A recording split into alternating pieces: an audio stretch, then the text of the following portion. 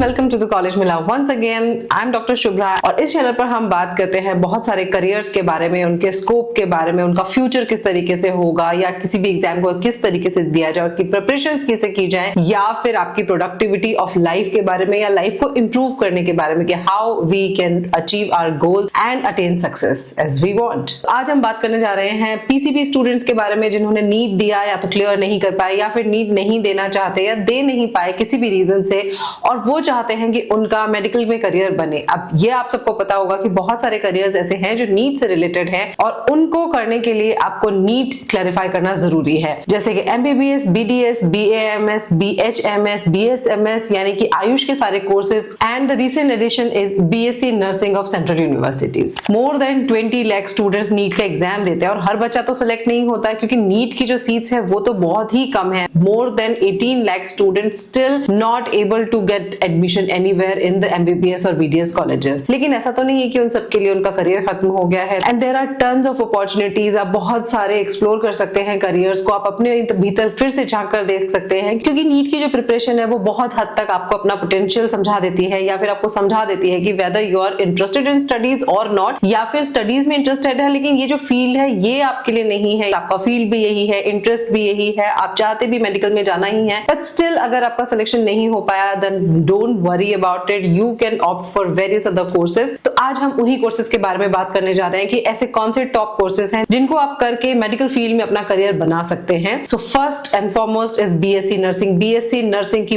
बहुत ज्यादा डिमांड होती है मार्केट में। This is one of the best medical career जो कि नीट ना कर पाए लेकिन स्टिल आप वर्क करना चाहते हैं पेशेंट्स के साथ में। आप जानते हैं कि आपके अंदर बहुत कंपैशन है और आप उस कंपैशन के साथ में पेशेंट्स के साथ डील करना चाहते हैं, you want to serve society, तो यहाँ बीएससी नर्सिंग आपके लिए बहुत हेल्पफुल है। एएनएम, जीएनएम, बहुत सारे डिप्लोमास भी इसमें होते हैं, and the good part is इसके अंदर जॉब बहुत अच्छी लग जाती है। आपका जो सिलेक्शन है वो इधर एंट्रेंस बेसिस पर होगा या फिर आप बहुत सारे प्राइवेट कॉलेजेस में बिना एंट्रेंस के 12th मेरिट बेसिस पर भी एग्जाम में सिलेक्शन ले सकते हैं। Don't worry about your 12th merit. आपको बहुत सारे कॉलेजेस में बहुत ज्यादा मेहनत करने की जरूरत नहीं होती है और आपका एडमिशन कम परसेंटेजेस पर भी हो जाता है। यहाँ ध्यान देने के लिए इंपॉर्टेंट बात यह है कि जो बीएससी नर्सिंग के सेंट्रल यूनिवर्सिटीज के कॉलेजेस हैं उनमें अगर एडमिशन चाहिए तो आपको नीट क्वालिफाई करना होता है और उनके अंदर एडमिशन नीट की काउंसलिंग बेसिस पर हो रहा है। तो आपको ये थोड़ा सा जानकारी रखनी होगी, नेट पर चेक करते रहिए, वेबसाइट्स पर चेक करिए कि कौन कौन से कॉलेजेस हैं जिन कॉलेजेस में जाने के लिए आपको नीट क्वालिफाई करना जरूरी है। अगर आपने नीट नहीं दिया या नीट के लिए क्वालिफाई किया है लेकिन एमबीबीएस या बीटीएस नहीं कर पा रहे हैं आप उसकी वजह से, then you can opt for BSc जो नर्सिंग कॉलेजेस होते हैं, अच्छे वाले कॉलेजेस उनके अंदर दिए हुए हैं। इसके अलावा भी बहुत सारे ऐसे कॉलेजेस हैं जो कि स्टेट्स में होते हैं या अलग अलग जगहों पर हैं, उनके एंट्रेंस एग्जाम्स अलग अलग तरीके से होते हैं, तो आप उनके एंट्रेंस एग्जाम भी दे सकते हैं और डायरेक्ट एडमिशन भी ले सकते हैं। It depends completely on your choices, आपका प्लेसमेंट क्या है, आप कहाँ रहते हैं और कहाँ आप अपनी फ्यूचर में पढ़ाई करना चाहते हैं। इस फील्ड की सबसे अच्छी बात यह है कि इसकी डिमांड बहुत अच्छी है, इसलिए जॉब आपकी अच्छी लग जाती है। अगर आप फॉरेन कंट्रीज में भी जाना चाहें तो there is no need of any entrance exam there या इक्विवेलेंसी एग्जाम देयर, और आपको वहां पर वेलकम किया जाता है। फॉरेन कंट्रीज में नर्सिंग का, स्पेशली कनाडा, यूएस, यूके जैसी जगहों पर नर्सिंग के लिए बहुत अच्छी अपॉर्चुनिटीज होती हैं, so you can opt for those options also. Next here comes physiotherapy. Physiotherapy people earn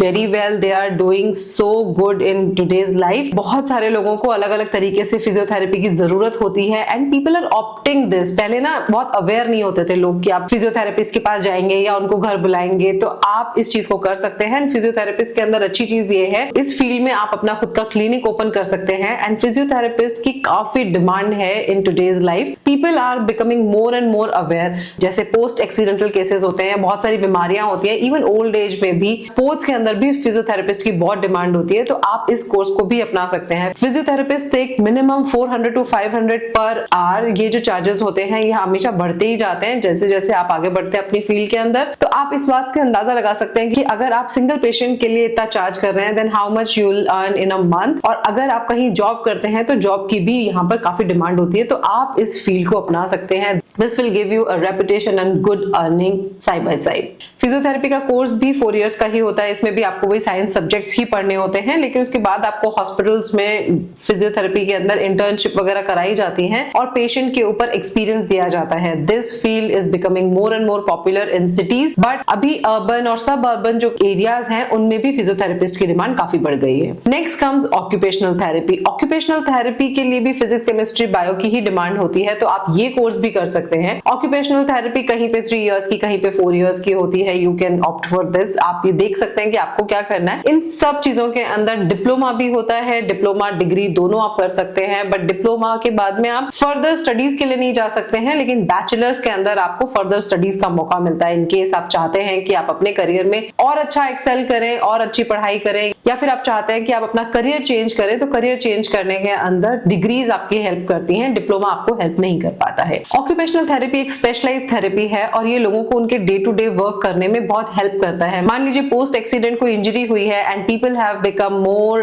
immovable, या फिर बाय बर्थ आपको कोई इश्यूज हैं आपकी बॉडी के अंदर and you are not able to fulfil your daily duties, तो ऑक्यूपेशनल थेरेपिस्ट उन पेशेंट्स की हेल्प करते हैं to do all those chores, उनको लर्न कराते हैं, धीरे धीरे प्रैक्टिसेस कराते हैं that how these people can live their life as best as they can. और इसके अंदर ऑक्यूपेशनल थेरेपिस्ट के लिए एक जो बहुत इंपॉर्टेंट चीज है वो ये है कि उनको पेशेंट से डायरेक्ट कांटेक्ट में रहना होता है, even for a longer period of time. तो यहाँ पर उनके अंदर पेशेंट के लिए कंपैशन होना, काइंडनेस होना बहुत जरूरी है, along side with their educational knowledge. तो अगर उनका जो प्रैक्टिकल एक्सपीरियंस है वो अच्छा होगा तो इसलिए वो पेशेंट की हेल्प बहुत अच्छे से कर पाएंगे। बट अगर पेशेंट के साथ में एक ऑक्यूपेशनल थेरेपिस्ट का रिलेशन बहुत अच्छा नहीं होगा तो वो वहां पर उसके लिए प्रॉब्लमेटिक हो सकता है। Next come medical lab technicians. तो मेडिकल लैब टेक्नीशियंस की बहुत काफी डिमांड रहती है, क्योंकि मेडिकल लैब टेक्नीशियंस आप देख सकते हैं कहीं भी जहां भी टेस्ट होंगे वहां मेडिकल लैब टेक्नोलॉजिस्ट की जरूरत होगी।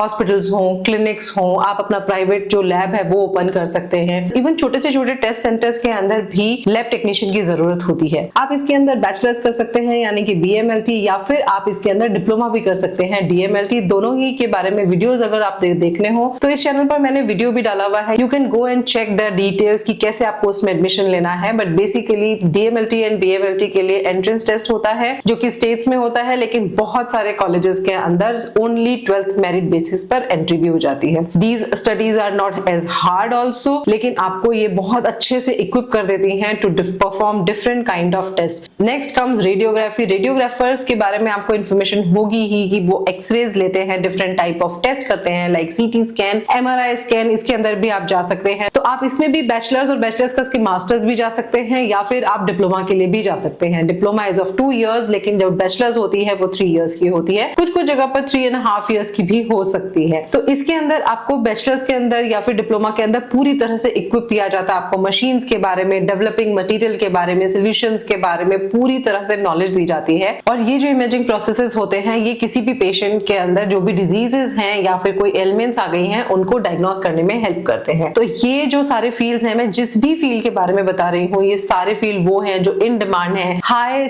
सैलरी है इन जॉब्स के अंदर और आप अच्छी अर्निंग कर सकते हैं with reputation. Next comes pharmacy. Pharmacy के अंदर B pharma and D pharma 2 courses होते हैं। कुछ लोग फार्मा D के लिए भी जाते हैं, दैट्स अ लॉन्गर कोर्स, लेकिन B pharma and D pharma is the same जैसे कि बैचलर्स एंड डिप्लोमा। तो डिप्लोमा अगेन 2 इयर्स का होता है और B फार्मा 4 इयर्स का होता है। यहाँ पर आपको इक्विप किया जाता है, मेडिसिन के बारे में पूरी नॉलेज दी जाती है। जो स्टार्टिंग जो इयर्स होते हैं उनमें तो आपको वही नॉर्मल साइंस सब्जेक्ट ही पढ़ाए जाते हैं जो हर करियर में पढ़ाए जा रहे हैं साइंस के लिए, जैसे कि बायोकेमिस्ट्री हुई, फिजियोलॉजी हुई, बेसिक एनाटॉमी। लेकिन उसके बाद आपका जो फील्ड है वो डिफरेंट हो जाता है and you study more about pharma, यानी कि मेडिसिन के बारे में आप पढ़ते हैं। किसी भी मेडिकल की शॉप के अंदर D फार्मा मिनिमम रिक्वायरमेंट है, तो आप देख सकते होंगे कि आप अपनी शॉप खोल सकते हैं या फिर आप किसी कंपनी में भी जॉब कर सकते हैं। बहुत सारी मेडिकल कंपनीज होती हैं और इनको बहुत अच्छे अच्छे फार्मासिस्ट की जरूरत होती है। दिन प्रतिदिन नई नई मेडिसिन आती हैं, उनका क्या इम्पैक्ट हो रहा है बॉडी पर, तो ये सब कुछ आपको इसमें पढ़ाया जाता है और इस बेसिस पर आपको फार्मेसी की डिग्री दी जाती है। इनकी एलिजिबिलिटी भी physics, chemistry and biology with minimum 50% होती है। रिजर्वेशन यहाँ पे भी लागू होता है and this course has lot of government opportunities also, और प्राइवेट सेक्टर में तो आपके पास बहुत सारी जॉब्स हैं ही। इसके अंदर भी आप मास्टर्स एंड PhD के लिए जा सकते हैं, कॉर्पोरेट सेक्टर्स में भी जा सकते हैं क्योंकि मल्टीनेशनल कंपनीज होती हैं जो कि मेडिसिन में वर्क करती हैं, नई नई बायोटेक्नोलॉजिकल इंजीनियरिंग होती हैं उनके अंदर वर्क करती हैं, तो यहाँ पर आप एक फार्मासिस्ट के तौर पर काम कर सकते हैं। Next comes dietitian and nutritionist. तो डाइटिशियन एंड न्यूट्रिशनिस्ट की जो जॉब है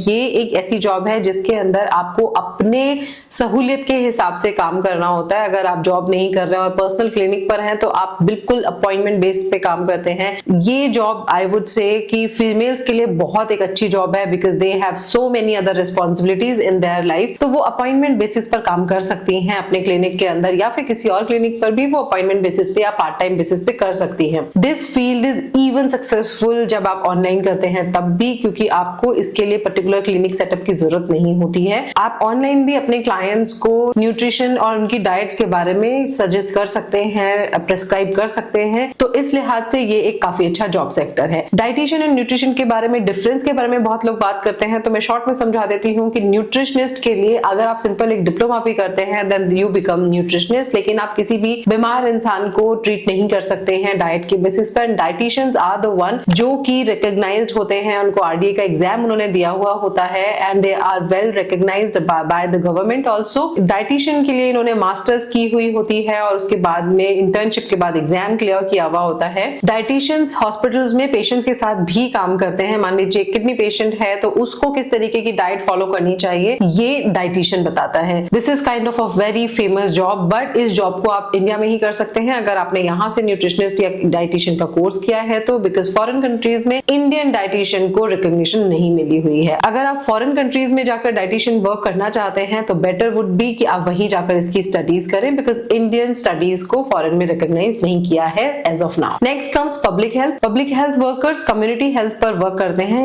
एक किसी भी पर्टिकुलर एरिया की कंप्लीट पॉपुलेशन के ऊपर ये वर्क करते हैं। पब्लिक हेल्थ वर्कर्स पूरी की पूरी कम्युनिटी की हेल्थ को इंप्रूव करते हैं। मान लीजिए फॉर एग्जांपल कोई एक पर्टिकुलर एरिया है और उसके अंदर कोई पर्टिकुलर डिजीज है जो डेवलप हुई है, तो पब्लिक हेल्थ वर्कर्स होंगे जो वहां जाकर उनके साथ काम करेंगे, उनकी स्टडीज करेंगे कि क्या डिजीज हुई है, उनको पूरी की पूरी एक बड़ी पॉपुलेशन को उस बीमारी से बचाना है या फिर उनको ट्रीटमेंट देनी है, तो वो सारा काम पब्लिक हेल्थ वर्कर्स का होता है। Public health workers plays very big role during pandemic और epidemic. Next comes health care administration. अगर आपने कोई भी साइंस डिग्री ली हुई है और उसके बाद आप मास्टर्स कर लेते हैं हेल्थ एडमिनिस्ट्रेशन के अंदर, कहाँ हम किस तरीके से किस डिपार्टमेंट में ये काम करके एक उस डिपार्टमेंट को इंप्रूव कर सकते हैं, या फिर किसी भी पेंडेमिक और एपिडेमिक के अंदर कैसे हमें हॉस्पिटल को रन करना है, नाइट ड्यूटीज, डे ड्यूटीज, ये पूरा का पूरा काम हेल्थ केयर एडमिनिस्ट्रेशन का होता है। तो ये आप इस काम को भी कर सकते हैं। तो जो हेल्थ केयर मैनेजमेंट होता है ये पूरा का पूरा बिजनेस साइड जो हॉस्पिटल का होता है वो भी संभालते हैं कि जो भी अर्निंग्स आ रही हैं या जो एक्सपेंडिचर हो रहे हैं वो किस तरीके से हो रहे हैं, कहाँ है कि और एक्सपेंडिचर किया जा सकता है लेकिन किस एरिया के अंदर बहुत ज्यादा वेस्टेज हो रहा है। तो इस तरीके का जो पूरा का पूरा बिजनेस एंड फाइनेंशियल जो पूरा होता है वो मैनेजमेंट वर्कर संभालते हैं। तो यहाँ पर आप किसी भी हॉस्पिटल के लिए एक क्रूशियल रोल निभाते हैं और प्राइवेट सेक्टर में इनको काफी अच्छा प्लेसमेंट एंड जॉब अपॉर्चुनिटीज मिलती हैं। Next come paramedics. पैरामेडिक्स के अंदर वो डिपार्टमेंट आते हैं जो कि डॉक्टर्स नहीं है, नर्सेज नहीं है, रेडियोग्राफर्स भी नहीं है, लेकिन पूरे के पूरे हॉस्पिटल की काफी रिस्पॉन्सिबिलिटीज निभाते हैं। आप ऑक्यूपेशनल थेरेपिस्ट बने हुए हैं या फिर आपने ऑपरेशन थिएटर टेक्नोलॉजीज में किया हुआ है या फिर आपने ऑप्थेल्मोलॉजी के अंदर या ऑपरेशन थिएटर टेक्नोलॉजी के अंदर कोर्सेज किए हुए हैं या कार्डियोवैस्कुलर के कुछ कोर्सेज किए हुए हैं, आपने ऑपरेशन थिएटर को संभालने के लिए कोर्सेज किए हुए हैं, तो इस तरीके के जो पैरामेडिकल कोर्सेज होते हैं ये काफी क्रूशियल रोल निभाते हैं। इमरजेंसी के केसेस के अंदर भी पैरामेडिक्स के अंदर स्पेशलाइज कोर्सेज होते हैं और पैरामेडिक्स में बहुत सारे स्पेशलाइज कोर्सेज होते हैं जिनकी डिमांड होती है किसी भी हॉस्पिटल के अंदर। तो इस तरीके के कोर्सेज को करके आप अपनी अर्निंग कर सकते हैं, आप अपना जो पैशन है उसे फॉलो कर सकते हैं, that you want to work in a hospital environment, whether you want to work with the patient along with living a good standard life and earning a good salary. तो ये जो different sectors हैं इन सब में वो students eligible हैं जिन्होंने physics, chemistry and bio के साथ अपनी स्टडीज को किया है और वो मेडिकल फील्ड में काम करना चाहते हैं। ये सारे कोर्सेज आपको यूनिक अपॉर्चुनिटीज ऑफर करते हैं to make a difference in people's life. Although they have many other options, अगर आप अपना चाहें तो फील्ड चेंज कर सकते हैं, अगर आप चाहें तो इन फील्ड के अंदर बैचलर्स करके भी कॉम्पिटिटिव एग्जाम्स दे सकते हैं, आर्मी, नेवी, एयरफोर्स में जा सकते हैं। तो अपॉर्चुनिटीज की कोई कमी नहीं है। सो डू नॉट थिंक कि अगर नीट आपने क्लियर नहीं किया है तो आपके पास कोई ऑप्शन नहीं रह गया है। इसके अलावा भी और भी बहुत सारे अमेजिंग करियर्स हैं जो आपके लिए अच्छे हो सकते हैं। सो आप अपने आप को सर्च कीजिए कि what is your interest point, where you want to work, किस एनवायरनमेंट में आप कितनी मेहनत करना चाहते हैं और आप किस तरीके का लाइफस्टाइल जीना चाहते हैं। आप अपने ऊपर डिपेंड होकर एक अच्छा करियर डिसाइड कीजिए, बड़ों से सलाह लीजिए और and let us know in the comment section कि आपको कौन सा करियर एक्साइट करता है, आप किस करियर के अंदर जाना चाहते हैं। आई अंडरस्टैंड कि बहुत सारे करियर्स ऐसे होते हैं जो आप करना चाहते हैं पर नहीं कर पा रहे हैं, या फिर बड़े लोग हैं जो अग्री नहीं कर रहे हैं and you are feeling pressurised. So you can write down about your experience also and you never know, universe आपके लिए कुछ अच्छा सोच के बैठा हो। अगर आप ऑलरेडी इनमें से किसी एक फील्ड में हैं तो आप कमेंट सेक्शन में लिखकर बताइए कि क्या रहा आपका एक्सपीरियंस उस फील्ड के साथ में, और अगर आपने सेलेक्ट कर लिया है कि आपको कौन से फील्ड में जाना है तो write into the comment section so that I can know कि कहां पर सब लोगों का इंटरेस्ट ज्यादा हो रहा है। If you find this video helpful then please like, share and subscribe College Mela. See you in the next video. Bye bye.